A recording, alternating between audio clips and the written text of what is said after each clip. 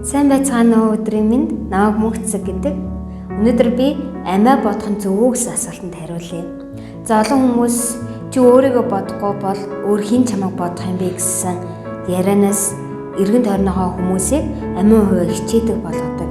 Хувиа хичээх, амиа бодох, аминч үзэл гэдэг маань ижилхэн утгатай зүйл байгаахгүй зан чанар хандлага байгаа. Өөрийн ашиг сонирхлын тулд бусдын хэрэгцээ үзэл бодол ашиг сонирхлыг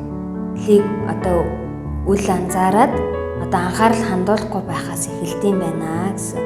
Библиэл дээр юу гэдэг вэ? Библийн Ром номноос уншиж өгье. Хүчтэй бид өөрсдөө таацуулалгүй хүчгүйхээ сул дорой байдлыг өөрөх ёстой. Бид бүгд хөршөө босгон байгуулах сайн сайхны төлөө түүнд таацуулъя гэсэн байна.